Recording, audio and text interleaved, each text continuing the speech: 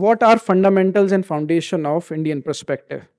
That for any civilization, you need to understand first few fundamental ideas that can help and shapes that civilization. For Western knowledge system, Richard Feynman has very beautifully described this. That suppose in some cataclysm, suppose in some catastrophe, if that knowledge system gets destroyed, and he's talking about Western knowledge system, what is that one thing, if that survives, that can help us revive that knowledge system again? So he was doing this thinking for Western knowledge system, and he stated that for Western knowledge system, particularly for Western science, this is atomic hypothesis. That if we forget everything and if we remember that the atom is at the foundation of the whole creation, then we can revive back the Western sciences and Western knowledge system.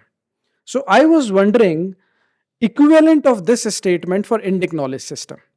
What is that one thing that we need to know, or suppose in some unfortunate circumstances if everything gets destroyed, that can help us revive Indian knowledge system? And that is very beautifully put by V.S. Suktankarji, who came up with this critical edition of Mahabharata. And he said that, of course, in his words, the rishis of ancient India were interested in breaking the tangled knot of personality, which is the very cosmos in miniature, in order to release the captive energy for the sublimation of nature. It means, as atomic hypothesis is important for Western science and Western knowledge system, for Indian knowledge system, going inside and doing antaryatra, inner journey, is the most important foundational science for us, which is again beautifully put by David Frolle, Vamdev Shastriji, that science of consciousness is the most important science for Indic knowledge system. If we have not understood Indian civilization, its multiplicity, diverseness, and its various complexity, if one thing that anchors Indic knowledge system is the science, or maybe I can call it art and science of consciousness. Because whatever we are trying to understand in Indian knowledge system goes and anchor itself to the science of consciousness. But how to approach this science of consciousness is important thing. How our scriptures have invested in this science of consciousness. Where are these fundamentals, vocabulary or ideas related to this science of consciousness? For any Indic seeker, it's everywhere. You pick up any primary text, whether it's from art or sciences or health, ecology, or philosophy, psychology, anywhere, you will ultimately get connected to this science of consciousness if you are trying to understand from indigenous perspective. So our Rishi Muni or our thinkers invested heavily in this because they knew that to anchor our civilization to its fundamental idea, they need to talk about this science of consciousness first and foremost, and then they will keep building on other ideas that are manifestation of these science of consciousness. Even Western sciences are in quest of where we have come from and where we are going. So Big Bang is something that they have come up with, that Big Bang and subsequent unfoldment of this universe in last 14 billion years is their answer to where we have come from. So do we have any equivalent of the modern cosmic theory in our ancient times? We need to recall and remember that every civilization on this planet used to tell their stories about their origin, where they have come from. Whether it's Native Americans, whether it's Native Australians, whether it's Africans, whether it's pagan civilization in Europe or Russia, anywhere. So first thing they'll tell is the story of their cosmology. How do they understand the origin? And here, if you look at our scriptures also, Ved, Upanishad, Quran, you'll find that they are full of these cosmological stories. Because for any civilization, it needs to anchor where it has come from to get the meaning where it is going also. Cosmology determines and shapes every other civilizational issues and disciplines. It determines the origin of universe. Of course, it also determines your sociology, anthropology, psychology. Of course, various rituals and spiritual practices, along with the purpose, meaning, and goal of existence as well. So, I'll just go very briefly over there various theories given in our text about cosmology and the theory of creation. And some of these are here. You can see that Nasidya Sukta we have, Purush Sukta, Vishwakarma Sukta, Hiranyagarbha Sukta, Devotpatti Sukta. And when you look into them, these are cosmological story, cosmological models, a story of the creation, and they are given from different perspective. There are methods to decode them, and I'll come to how to decode them also. But they, of course, very predominant in Vedic literature, of course in Upanishad, of course in Puran, of course in Ramayana, Mahabharata, everywhere. Any sacred scripture will talk about these beginning. The foremost and the most important, the most popular story that we know of is the Purush. And Purusha here is not Purush Stri or something like that. Purush is cosmic being. And the cosmic being sacrificed himself. And that's where the origin begins. And this idea of cosmic Purush sacrificing himself and unfoldment of various layers of consciousness is very systematically explained in Vedic literature. And some of them are these given.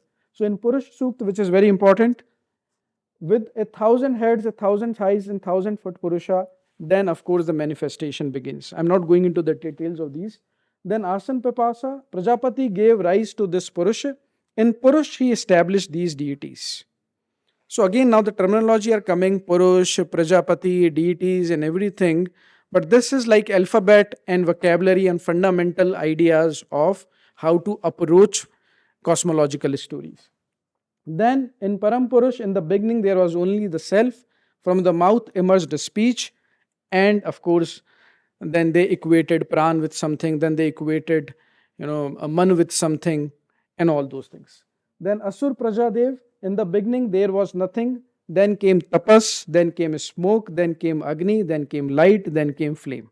This doesn't make sense to us because we are very far from the vocabulary that is taught in our Vedic literature. So it seems alien to us. In fact, the whole language seems alien to us today. Then Apasukta, the universe was all water. Then Devas, human ancestors, Gandharva rose. If you pick up any Puran, I think majority of the Purans you'll find stories which talks about how universe came into existence and unfolded. You'll find these things. Of course, here I'm talking about Vedic literature. Then you have more stories. But the same idea from different perspective repeated again and again. And here we get an idea that there was one cosmic Purush.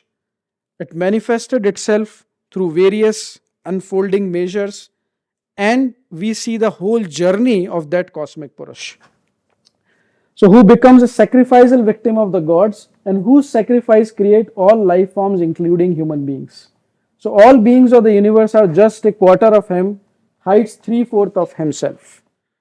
And there they talk about that moon is corresponding to mind, sun is corresponding to eyes, then space corresponds to navel, wind to breath, Agni to speech. Nowhere in our education system this cosmological stories are taught very systematically. So it looks, unfortunately, to majority of us like mumbo jumbo. That it was, poetic creation, it was meant for some, 5,000 years ago. So we cannot connect to our literature very well. And remember, these are our first scriptures, where we go back to ideas again and again. If these stories are looking alien to us, what guarantee is that we can understand India from Indic perspective?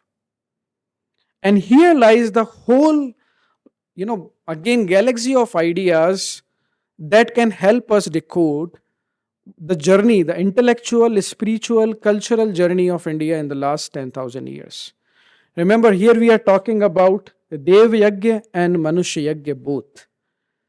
So, what is this? Because this idea is related to yajna also, this idea is related to yoga also, and many things.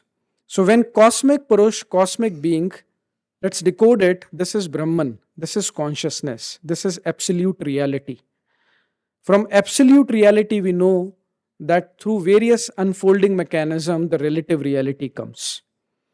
And that absolute and relative reality, the nature, is decoded through yajna also. So cosmic Purush dismembered itself. And then gods came, then Pitra came, then Rishi came, then Muni came, and all those things. So what we are witnessing here is, if consciousness is primary and unfolding itself into subtle phases and then gross phases. So this is descent of consciousness. This is called Dev Yajna.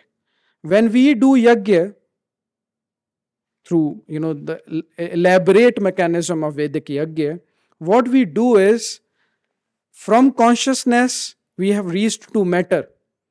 Through Vedic Yajna, we start with matter and we go back through Pritra, Rishi, Muni, and to the absolute reality that is consciousness. So this journey is, the pulsating mechanism of Dev Yajna and Manushya Yajna. Both ideas are intertwined with each other. Very powerfully, these are explained in our scriptures. So cosmic Yajna is very important because this cosmic sacrifice created the universe, and the idea of divine immanence also comes from that the consciousness is all pervading. In every matter, every particle, you find this cosmic consciousness. And important is that recreating the Purusha through Yajna, from fragmentation to wholeness. This is the journey of IKS, which I'll elaborate through various other ideas also.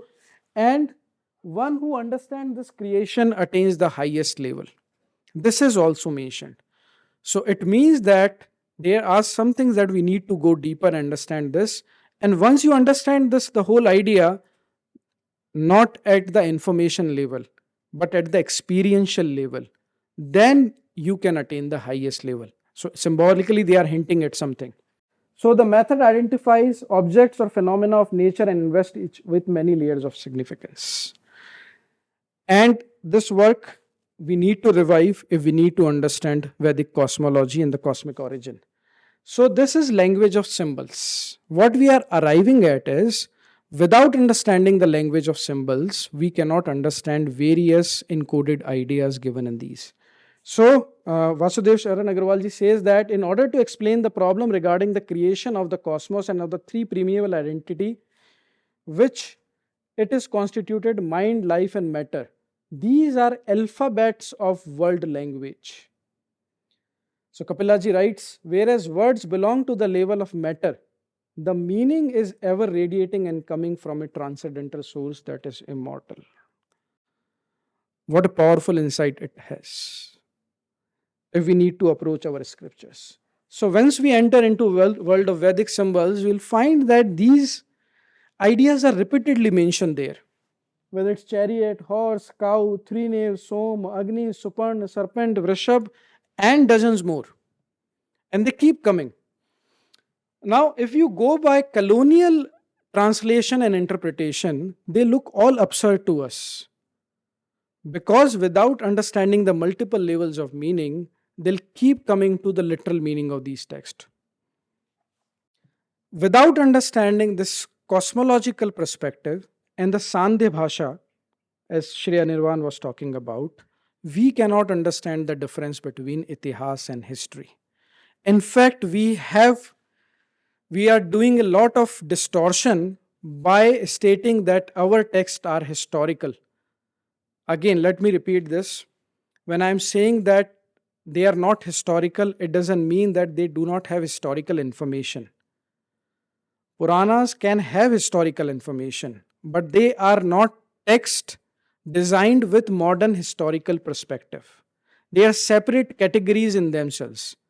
Itihas and Purana and other texts related to that, they are designed with the purpose of, as we know, Purusharth, Dharma, Artha, Kam, Moksha, to attain that. They were not repository of historical objects or historical, kings living at particular time, or ancient cities and all that. Though there are a lot of geographical information encoded in that. But if we equate Itihas and Puranic literature with modern history writing, we are going to miss lot of multiple interpretation I was talking about. And this is important because in Itihas you have multiple levels of reality. Circularity is there, and they exist at the psychic level also.